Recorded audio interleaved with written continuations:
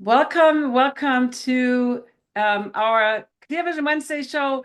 I am Claudia Mühlenweg. I'm your host, and this show is all about natural vision improvement, like modalities, things that affect your vision, how you can improve your vision and your eyesight naturally. This is what we do. And today I have a special guest. We're going to kind of continue the discussion from last week where I talked about the vagus nerve and the relaxation response. But today is a very different angle. So let me bring on to the show Eluv. Welcome to the show. Thank you. Thank you. So you are I had to look at your bio. You are a healing music artist. You are an intuitive channel. You're also an epigenetic health coach trained in the polyvagal theory, which I love, and a shamanic and advanced ancestral healing practitioner. So tell us a little bit about all these modalities that you're doing and how what you accomplish with that. Maybe start with what you're doing and then talk a little bit about what you accomplish with that. Well, thank you for having me on the show.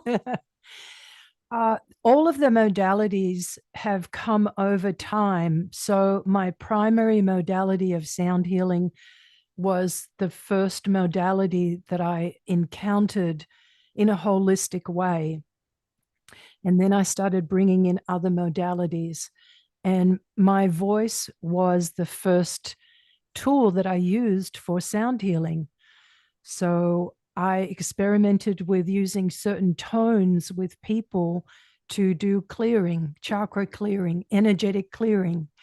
And it just had such an amazing effect that I wasn't even aware of at the time. Excuse me for a moment. So, what happened was I started to be fascinated by the effects of how sound was affecting people because people were coming back to me and saying, oh, my dreams have been different. I've had an opening with energy. I feel more balanced. I feel more grounded. And this led me to further investigation into how does sound really affect the body? And the first years of doing sound, I had no training whatsoever. I was doing it by the experimenting or the experience of interacting with people with sound directly one on one. And then coming from those experiences, basically mapping out, okay, what does this do? How does this affect? What are the different tones doing? And what are people responding to for different conditions? So someone can come in and they can be very ungrounded. So we need to bring the sound in to bring their energy down and into the earth and have them grounded so they can move from that place. And what if someone is hypersensitive and we want to bring the sound coming in a different way so they're not overstimulated? And I've had my sound studied by John Stewart Reed, who is an acoustic physics researcher. And he's studied the effects of sound on matter and health for decades. He invented the cymoscope, and it's a device that makes sound visible. And he's studied it for the ability to influence the nervous system and regulation. So I'll speak a little bit about that in a moment. And then the ancestral clearing um, is really about going into the ancestral lines of the feminine and the masculine side, going all the way back to the inception of your ancestral line when it was created. And a lot of times we don't know what's happened in our ancestral line that's influenced us in our DNA and carried over to us. So sometimes things, habits, or situations or reactions can be carried generationally and unresolved. Sometimes they'll skip a generation, sometimes talents and beautiful empowerments or characteristics can come across through the genetic line as well. And so when we come across these negative aspects or aspects that have influenced our life in a way that has been destructive or detrimental, we can go in and clear those family lines, whether it's on the feminine or the masculine. Sometimes it's on both. So I'll go through and investigate, where's it coming from? What generation is it coming from? And find the aspects that are contributing to what someone's going through at the time that's really on the top of their heart. With the channeled readings, I've been channeling since I was born. Basically, I was born with this ability to be able to connect with those that have crossed over, connect with animal beings, connect with spirit beings, connect with angelic helpers. And so when I'm doing sessions with people, I will help them in all different aspects through channeling the most highest transformational and divine wisdom that comes through for them at that particular time. So I hope this is kind of a little bit of an overview. And getting back to my music, when it was studied by John Stewart Reed, he studied the album Octaves of Light, and he found that it was creating heterodyne frequencies down to 5 hertz, which is optimal for vagus nerve stimulation. And heterodyne is a signal frequency that's created by combining or mixing 2 other frequencies. So a new signal frequency is called heterodyne. And certain frequencies in music penetrate the body's vascular system to support the role of the heart in oxygen binding processes, resulting in more oxygen availability to help repair cells. So these extremely low frequencies, or otherwise they're called ELFs, they range from 3 hertz to 30 hertz, and they've been studied on the effects for their effects of the nervous system regulation and cellular healing, wellness, overall wellness. And they're also known to interact with the body's electromagnetic field, the brainwave activity, and the autonomic nervous system, which makes them a powerful tool for stress reduction and healing and even vision support, which is where we come to today. So the ELF frequencies affect nervous system regulation and circulation, and they support the eye function for visual clarity and overall ocular health. We can talk about that a little bit in a few moments, but I did want to go to the vagus nerve to explain a little bit about that. Can I pause? This is very fascinating. And because I'm honestly, sound has always been, I played an instrument as a kid and I was never musical. I always, like Steve Martin in that one movie, I think The Jerk, where he's like, he's always going the wrong way. I was like, so I kind of got like, for me, music was always the scary thing as a kid because I had to perform, with the recorder and those things. But I absolutely love sound baths now. And as you were talking, I definitely want to see you and have a session with you to experience that. But as you were talking, there's a German ophthalmologist named Ilse Strempel, and she discovered glaucoma, which is often related to elevated intraocular pressure, is reduced by, she did these guided meditations and she had binaural beats, but not like, I don't know how to say this correctly, but I think they were in the 30 hertz. I read this a while back, so I don't remember the exact frequency, but the intraocular pressure came way down. So what is the difference between not binocular, what do you call them, binaural beats and what did you say with these other ones with H? I forgot what they were called. Well, it's a similar thing. These are binaural beats where you're combining 2 different frequencies to make another frequency. So my music has this frequency in it, the binaural frequency in it. And the effects on the cranial nerve and the body and the nervous system are so profound. Like you were saying, the body is a holistic being. It's not just the eyes, it's not just the digestive system. Everything is created and connected. And the vagus nerve is one of the longest cranial nerves in the body. It plays a crucial role in regulating the autonomic nervous system. So yes, and I absolutely love this discussion. So, in terms of like what you help people with, do people come with you that you see, and I don't know if you just do it in groups or if you do it one-on-one, but do they come with specific problems to you and where you've seen like incredible, or is it more like you channeling them? And then also, how do you do this channeling? Like when you said you need to figure out what's imbalanced, can you tell us a little bit about that process and how you actually help them with whatever problem they came to you with, I'm assuming. Okay. So people that come to sound journeys are coming to the sound journey as a group, usually. And then people that are coming to me for a reading or a session that is a channeled session are coming to me one on one. So in the group, what happens is when I'm doing the sound and the sound bath, I am interpreting and picking up information subconsciously, spiritually. It's coming through and directing what I do with the sound and how I proceed with the sound and what sounds I'm using. So it's greatly influenced by the group energy, and everyone is being affected by the sound in their own personalized way.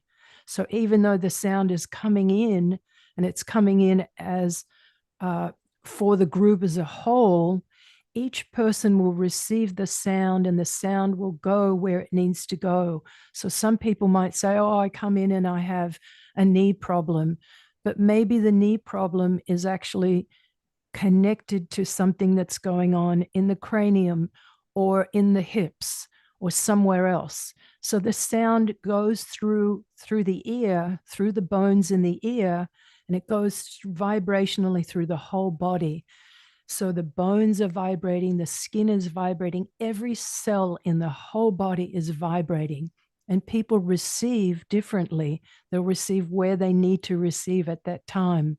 Can I And then ask when you I, something about that? I recently had a sound bath with a local sound healer, and she said something in the beginning. It's like if you really love a sound, it could also be that you're craving it, or if you like don't like a sound, and I forgot what she said about that is the one that I need, or but can you tell us a little bit about, because you said the sound is basically doing its magic. We don't have to do anything. It's doing its healing work, right? Without us being thinking. But of course, me, I'm thinking, oh, the chakras, oh, that's the root. And I'm always kind of like, I mean, I can totally let go too, obviously, but I also sometimes like I'm like tuning into like curious what they're doing. Can you tell us a little bit about when you have a sound bath? And I know we're veering off a little bit, but like when you hear the sounds and there's certain sounds that just sound really dissonant, or do you do dissonant sounds on purpose as well? And how is that, does it mean anything if we love specific sounds or don't like them, or is that not really important? okay, so getting back to the sound, if you think of the body as an instrument, okay, so if you're, say, we're a guitar, if your guitar strings are out of tune, it sounds dissonant. What we're doing, what we're achieving in a sound bath is to retune the body. So as different sounds come in, we may be lacking in certain sounds, so they feel really good to us. We may be lacking in certain sounds and they feel dissonant to us because we haven't embodied that frequency for a long period of time, for example. So now it's coming in and it's like, it's not about being good or bad. It's about allowing the body to digest what it needs to digest at that time and understanding that it will digest all of the sounds appropriately and having trust in that. So it's really about fine tuning and tuning our body to the highest frequency possible so that we can operate from the most authentic, heartfelt self that we can and be grounded in that and confident in ourselves. And all of this untuning that happens through stress. It happens through trauma. It does happen through family systems. It can happen through collective consciousness where we're picking up different people's energies that are not of our own. and then we embody those and we're carrying those around. And that's an untuning in itself. So all of these things can lead us to untuning or misalignment in who we are as a being, sonically speaking. That is absolutely beautiful. And I was just thinking as you were talking about light, because eyes are light receivers, and a lot of people are very light sensitive. So there's also this almost on that different level, there's disharmony because there is some kind of dissonance or imbalance or a lack of that frequency. So it just reminds me a lot of the light, how we talk about light. Um, I know we're gonna have a treat at the end. You're gonna give us a beautiful meditation with sound healing, which I'm very excited about. But I would love to talk about a couple more things. So when you work with people one-on-one, like how can you describe a little bit the process and how you can help them? Let's say somebody does come with an eye problem, like a cataract, for instance, or whatever else they're coming with. And you talked about ancestral healing too. Can you describe that process a little bit and how that could help? Um, Okay. So the first thing that I'm doing is grounding and quietening myself. So it's important for me as a practitioner to be embodied and grounded and coming with a neutral place. So I'm not bringing in my own emotions or my own stuff into this session. It is totally about the person and what's coming through. And say they're having an ancestral situation that's affecting their eyes. What I've found is that a lot of times it can be, how can I say, the effect of something going on with the eyes can be generated from many different things. And much of that can be emotional or unresolved emotions. So, for example, someone is in denial about something and they don't want to see something that's going on right in front of their eyes, literally. So, there's a shutting down of that mechanism through those emotions, or it could have been a traumatic event that either happened to the person in this life or it happened to the person in their genetic line that they don't even know about. Maybe it was something that happened in a war. You have witnessing of all these horrific things that are going on. And then later on, that person who witnessed starts to have eye problems. So we can connect the dots. Sometimes the dots are less connectable, but they still make sense. So we're operating on the emotional, the mental, the physical, and the spiritual, connecting all of those pathways to find the information and then also to resolve and figure out how do we heal that? What's the modality or what do we need to do next? And yeah, it's a process. It's not something that um, first of all, the person, and you would know this from your own work, when we decide and make that commitment to do that healing and the work that is required to do that healing, the results come.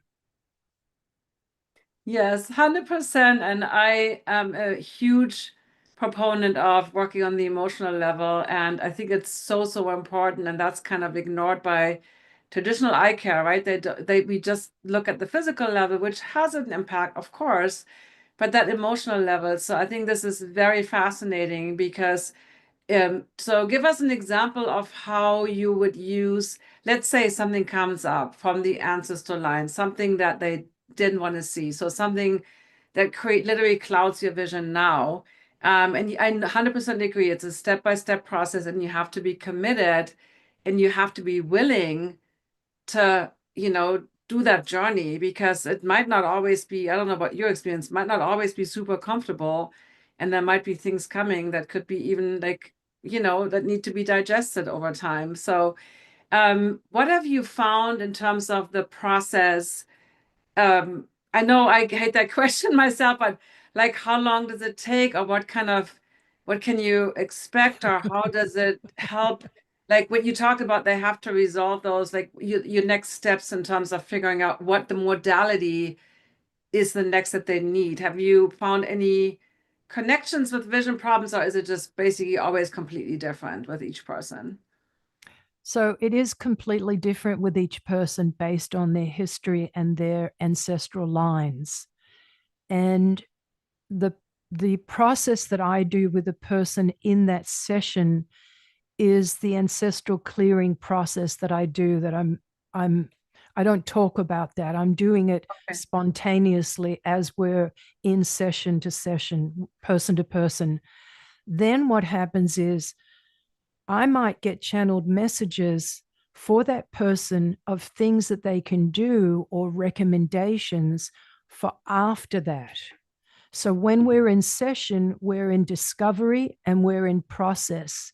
And then at the end, or it could be during, there might be recommendations for, okay, it would be highly beneficial for you to be out in nature and do sun gazing every morning, for example, relating to the eyes. Or this is coming from a traumatic injury that you had many, many years ago in this lifetime, and resolving that with different practices is going to help you holistically, not only your eyes. So it's going to help that person in very many ways, and ways that they might not recognize. And this is one of the things that's so important whenever you're doing any kind of healing work, is remove the expectation, remove the time constraints, because our bodies are different, and based on, okay, is the person eating properly? Are they grounded in their eating? Are they eating enough? Are they eating the right foods for them? That's when I might go into epigenetics and say, okay, let's look at how your dietary is matching up with your physical activity, or are you doing any physical activity? So all of these things are components, and people sometimes will look at a particular modality and think, oh, this is the be all and end all. And if a modality has several components, it's more likely to affect the body in that holistic way. I couldn't agree more with you, Eluv, because first of all, the time constraints and all these expectations, it's actually a lot of times a problem in terms of getting the results or getting what you want, because then we put so much pressure on ourselves, which creates stress. And it's interesting with vision because I always talk, if anything, about relax exercises. And in fact, I even hate the word exercise because it's not really about doing exercises. But that's what everybody thinks in my world, right? So tell us a little bit. I'm very fascinated what you touched on earlier, the research with John Reed and what he found out about the sounds that you produce. Like what, that's just very fascinating. Can you speak to that a little bit more? So when I made the album, I made it from channeled right through, as I do with most of my music that comes through, or all of it. And when he was studying it, he realized that the effect on the vagus nerve was one of the highest um, that he had heard in the music that he's studied so far. So basically, listening to the music helps to stimulate the vagus nerve so that it goes into rest and relaxation. And one of the things about the vagus nerve is that when we are stuck, there's two primary branches of the autonomic nervous system: sympathetic, fight and flight, or parasympathetic, which is rest and digest. And in polyvagal theory, and I'll relate this back to the sound, you have three different primary nervous system states. So the first one is when we're in ventral, or safe and social. This is a state of calm. We're connected, clear thinking. We're supporting positive social interactions. We're having fun, relaxation, and healing, everything that you just spoke about. Then sympathetic fight and flight is activated during stress or perceived danger, causing a lot of alertness and rapid heartbeats, muscle tension. When the stress becomes overwhelming, when we're in fight and flight, we actually can go into shutdown and freeze. So the stress is so overwhelming that the body just shifts into numbness or exhaustion or disassociation and isolation to protect itself. So when we're listening to this music, it's bringing us back into that ventral, the safe and social. And one of the things about the vagus nerve and listening to the music, it creates tone. And what that means is that if we're stuck in one place, optimally the vagus nerve is able to go from different whether it's fight and flight or shut down or safe and social, in a flow. So if something happens in our life, we can react to it appropriately and then go back into that safe and social place, that state of calm, positive feelings, and really just relaxation and healing. That's where the healing happens. So when you're listening to the music, it allows the vagus nerve to accumulate tone and be able to now move from one state to another more flexibly. And that's the ideal situation, because it's not really about being in one state or safe and social all of the time, because life will bring situations that really impact us, and they can happen so suddenly and we get activated. So going into that fight and flight, if we have vagal tone, we can go back into rest and relaxation when it's appropriate. We can kind of have that fight and flight and then go back in. And this music helps us do that. Well, it sounds like I would really love to hear that. So I know you have a little meditation for us that will be channeled through you to YouTube and to what this audience needs. Right now, we have people watching live here on Zoom and then also on YouTube. So I would love to give the stage to you and share with us a meditation so we can experience firsthand how this works. Okay. So I don't know what's going to come through. It's all coming through based on whoever's here now. And also for the people listening to the replay, know that this is impacting everybody over or across time and space. So just take a nice deep breath. I'm going to put the music on from the album Octaves of Light. This is the title track, Octaves of Light. And when you're breathing, one of the most important things is to breathe out fully and completely. That allows you to take that large, big, deep in breath and expand out through the rib cage, expanding the stomach out as we breathe in. And then as you exhale, bringing the stomach in towards the spine, gently massaging. So doing a few of those, taking a nice deep breath out first, breathing in, and start by rubbing your hands together. So we're doing the preparation before we go into the meditative state. And this is called palming, and I'm sure you have taught this to your students. It's something that we do in Qigong. I've been doing this for years and never knew why we were doing it for the longest time.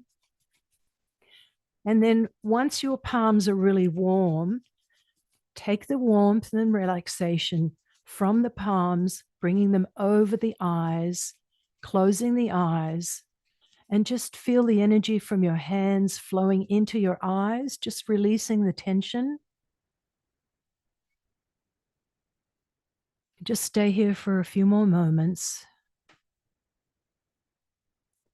Doing a nice long out breath and then breathing in very deeply, expanding out the diaphragm.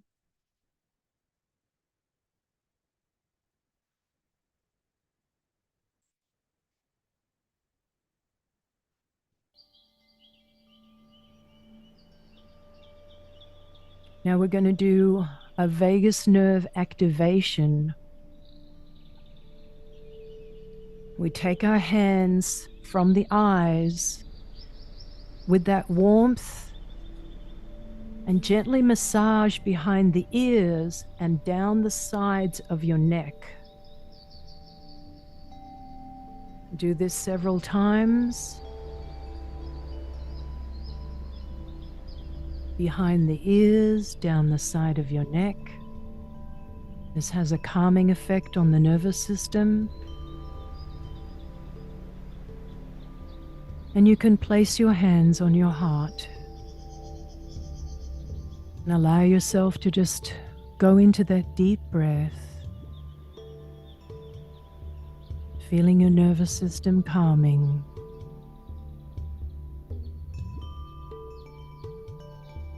You can keep your hands on your neck if it feels good, or even back on your eyes. And allow the breath to guide your nervous system into relaxation.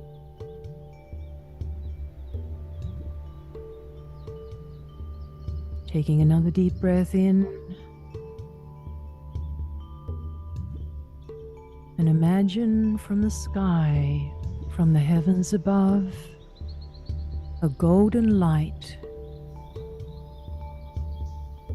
a tube of golden light coming down, going over your whole body,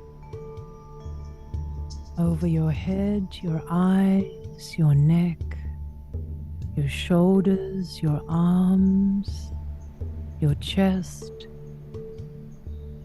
your rib cage, your diaphragm, all of your organs, the stomach, the pelvic region, the hips, the upper legs,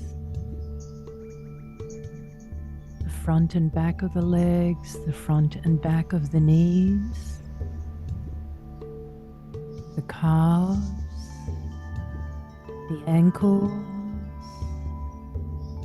underneath the feet, on top of the feet, the toes,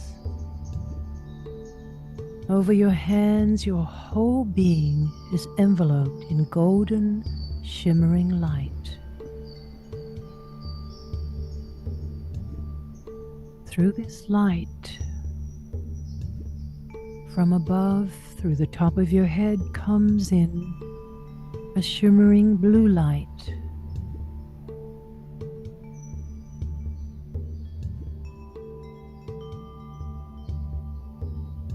The blue light comes in behind your eyes.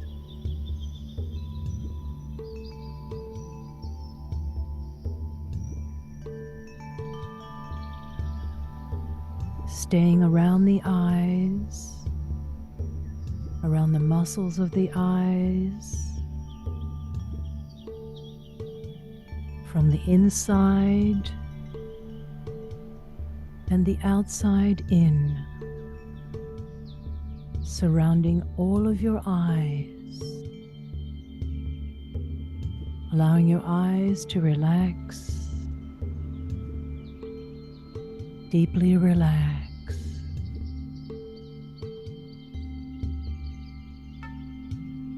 And with your closed eyes, bring your eyes to the top, looking up. Keep them there for a few moments, taking a deep breath. Exhaling fully on the way out.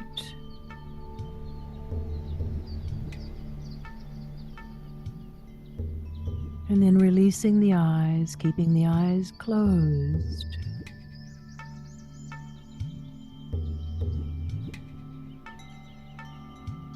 Blue light is still present, coming from outside in and inside out.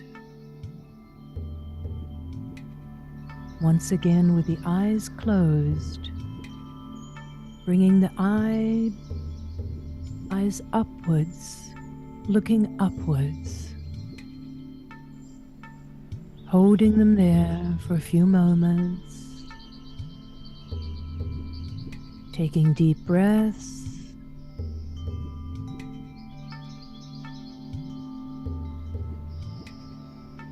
and release.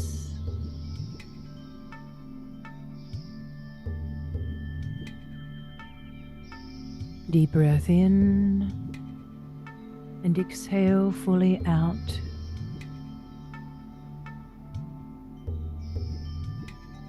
And last time, eyes are still closed. The golden light is over your whole being. The blue light is behind your eyes, inside your eyes, and shining from outside of your eyes. Blue light healing energy. Taking a deep breath in, eyes closed, bringing the eyes upwards, holding there for a few moments.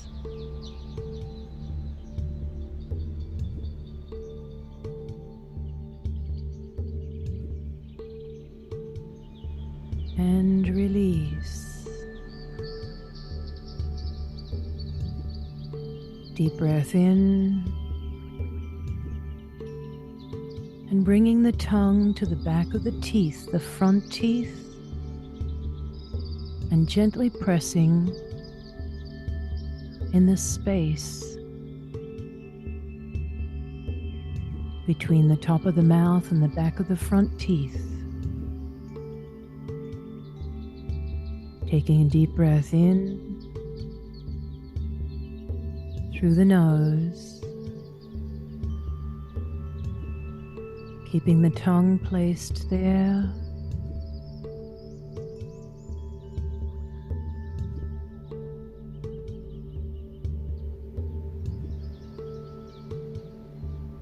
Just feel your nervous system calming and relaxing.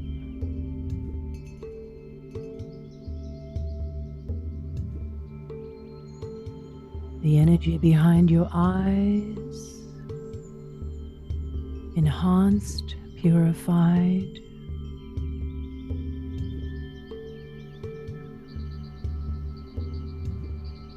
Relaxation increased.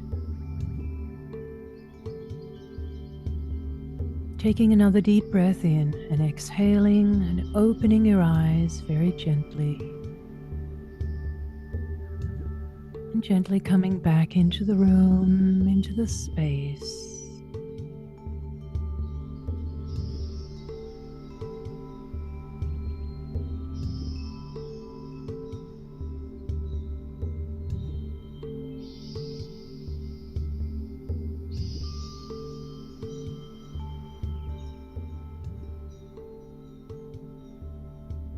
And just feel the calming effect on your nervous system, allowing yourself to relax deeper with each breath. Feeling the restored clarity in your eyes, in your whole being.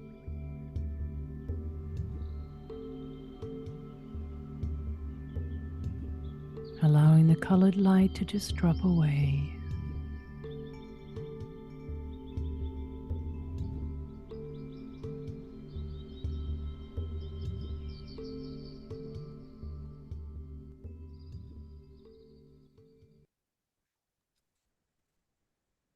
That was wonderful.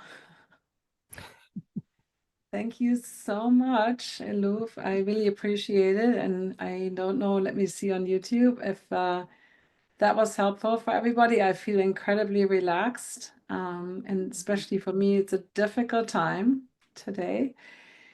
Definitely needed that. I soaked it up.